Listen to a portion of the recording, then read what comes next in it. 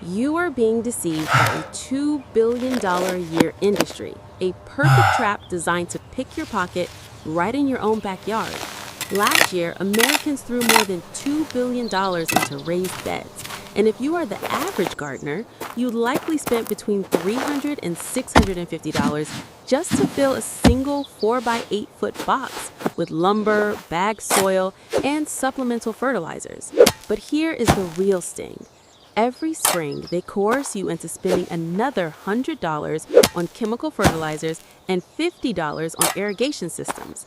Then, within 5 to 6 years, that expensive wood rots away, forcing you to restart the cycle in a loop of perpetual consumerism.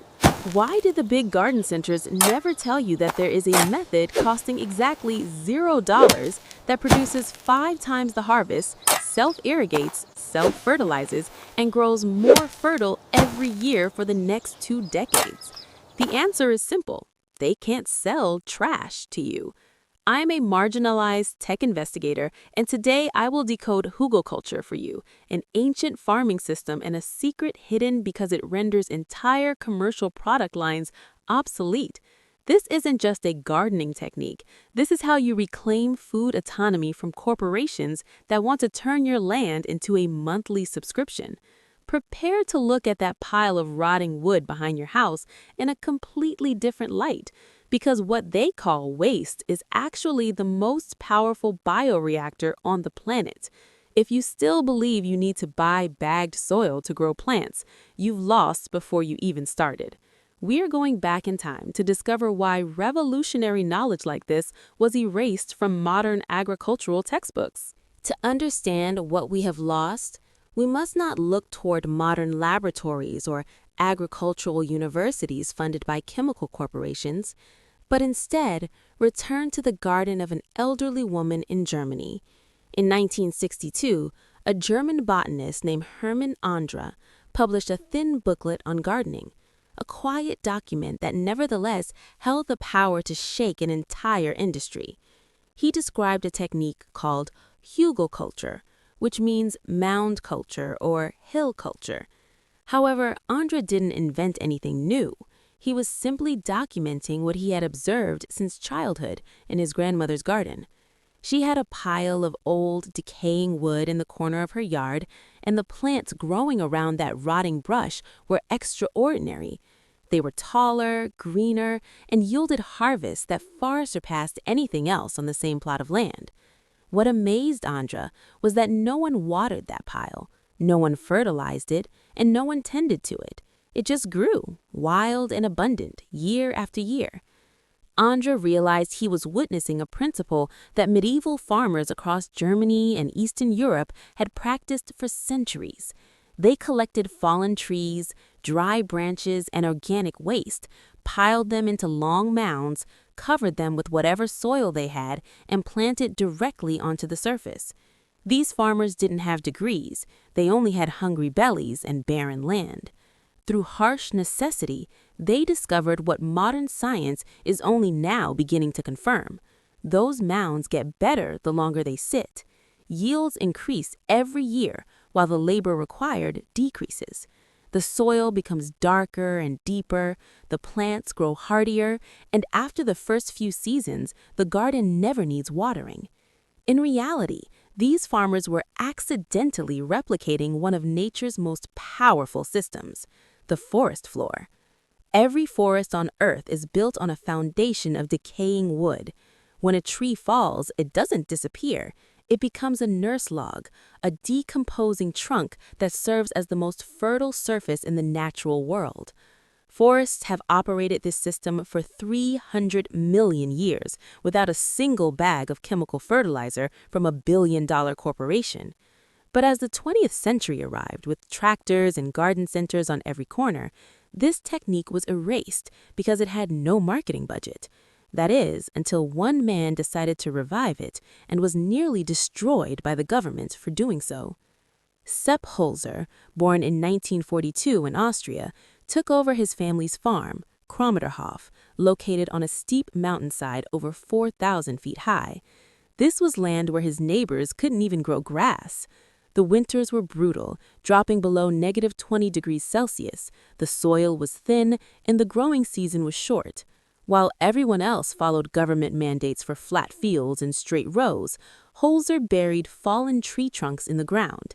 He built massive mounds and planted directly on them. The result was unthinkable.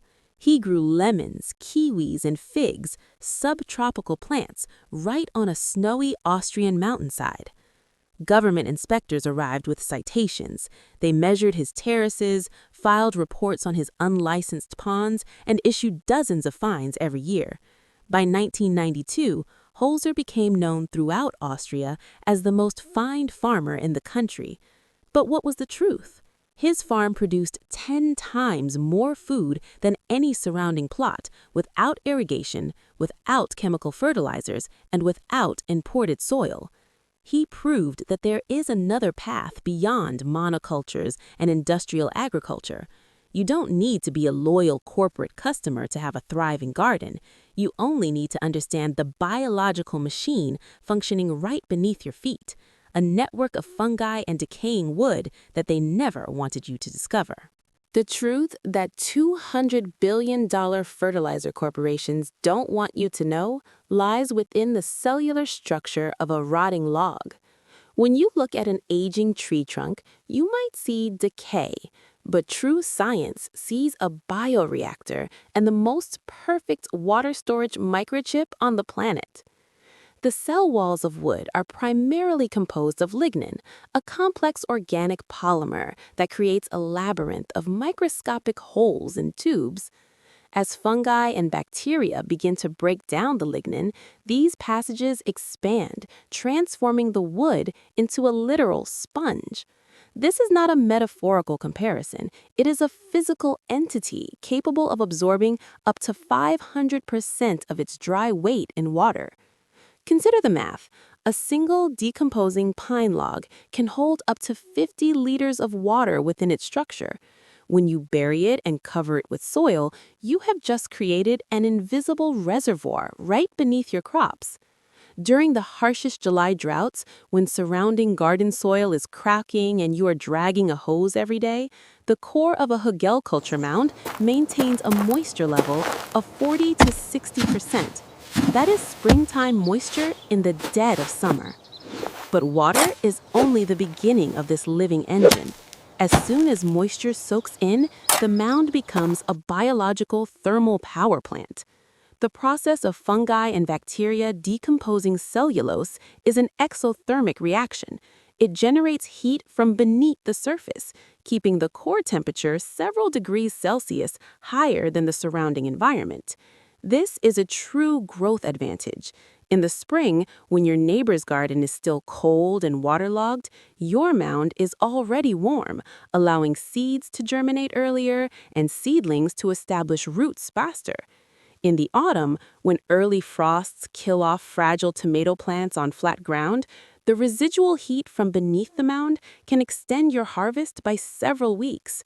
You are no longer a passive gardener at the mercy of the weather. You have become a microclimate engineer in your own backyard. And here is where we must shatter the biggest myth in the gardening industry and scientific lie repeated for decades to discourage you from using this method. Extension offices and universities often warn, don't bury wood in the garden because carbon-rich wood will steal nitrogen from your plants. It sounds logical, but it is completely false when applied to Hugelkultur. A research project from the University of Wisconsin tested this hypothesis directly by building Hugelkultur mounds alongside control beds. The results were astounding. The wood-buried mounds showed no nitrogen deficiency and even exhibited higher nitrogen levels. Why? Because while small wood particles like sawdust are decomposed by bacteria, which does consume nitrogen, the large logs in Hugelkultur are primarily decomposed by fungi. Fungi do not steal nitrogen. They recycle and redistribute it through the mycelium network, often called the wood wide web. A single teaspoon of healthy forest soil contains miles of these fungal threads, connecting plants to share minerals and chemical defense signals. When you build a Hugelkultur mound, you are creating an underground biological internet, an infrastructure that no bag of fertilizer or expensive drip irrigation system can match. The soil beneath the Hugelkultur mound isn't just dirt. It is a vibrant ecosystem with an earthworm density 201% higher than normal, turning every crevice into a channel for air and water directly to the roots. You aren't buying fertility, you are building it with time and biology. Now I will show you how to set up this reactor in your own backyard, but be warned, there are fatal mistakes that conventional tutorial videos will never mention. First, choose a location with direct sunlight. You don't necessarily have to dig a trench, but if you dig about 1 foot or 30 centimeters deep, you will create better moisture contact with the subsoil. The most critical step is the foundation. Find the largest, oldest, and most decayed logs you can get your hands on. Oak, maple, apple, or birch are all excellent choices. The golden rule here is the more rotten, porous, and crumbly the wood, to the point where you can break it apart by hand, the more it is worth its weight in gold. It has already been colonized by the fungal networks we need to jumpstart the system immediately. However, keep this blacklist in mind if you don't want to kill your garden. Absolutely no cedar, as it contains natural preservatives that resist decomposition. No black walnut or black cherry, as they secrete a toxin called juglone that will stunt or kill most vegetables. And of course, never touch chemically treated, painted, or stained wood from construction sites. Those toxins will leach directly onto your family's dinner plates. After stacking the logs tightly to avoid future sinkholes, you must add a nitrogen-rich layer. This is a vital step and an acknowledgement of the method's limits. During the first year, the wood decomposition process needs an energy boost. If you skip this layer, the bacteria will borrow nitrogen from your plants to start the engine. Use grass clippings, fresh manure, coffee grounds, or kitchen scraps. Then cover it with a layer of dry leaves or straw before finishing with 6 to 10 inches of topsoil or compost. Total cost? Perhaps only $20 to $50 for some cover soil if you don't have it on hand, compared to the $300 to $650 for a traditional raised bed. In the first year, plant heavy feeders like pumpkins, cucumbers, or tomatoes to take advantage of the initial burst of heat and nutrients. By the second year, you will witness a miracle. Your watering needs will drop by half. And by the third year, most Hugelkultur gardeners roll up their hoses and put them in storage for good. Look at the progression of the mound year by year to see the fundamental difference between owning a garden and renting a service. A raised bed is at its absolute best the day you fill it with store-bought soil. From that moment on, it only goes downhill. Every harvest depletes the nutrients, every rainstorm leaches the minerals, and every year you must buy more fertilizer just to maintain a baseline. In contrast, a Hugelkultur mound is at its absolute worst the day you finish building it. From then on, it only gets better. After 5 to 10 years, the soil structure becomes so friable and rich that you couldn't buy that quality at any garden center, no matter how much money you spent. You aren't just growing vegetables, you're engineering a self-sustaining landscape where the slopes of the mound create different microclimates, the sun-facing side for tomatoes and the shaded side for lettuce and herbs. This is how we win the corporate game, by using the very things they call waste to create perpetual abundance. Why is a method so absurdly effective, costing $0 and operating on autopilot for 20 years, never found on the shelves of agricultural supermarkets? The answer lies in the cash flow. A standard raised bed frame costs you $100 to $300. Bagged soil adds another $200. Recurring fertilizer expenses drain $60 from your pocket every season, and a drip irrigation system takes away another $80. In total, a small 4 by 8 foot garden can cost you anywhere from $800 to $1,500 over a decade. This isn't gardening, it's a subscription service that corporations have secretly installed in your backyard. They need you to believe that rotting wood is trash, that dry leaves are a burden, and that kitchen scraps are something to be discarded. In reality, the average American household spends between $50 and $200 a year just to hire someone to haul away the golden ingredients of eternal fertility. You are paying people to take away your own life source. The rise of tractors and mechanized agriculture after 1920 erased these mounds because they didn't fit between straight steel wheels. When you flatten the mounds, you destroy the natural water reservoirs. When you destroy the reservoirs, you are forced to buy irrigation systems. When you burn rotting wood, you annihilate the source of slow-release fertilizer. When the soil is depleted, you are forced to buy chemical fertilizers.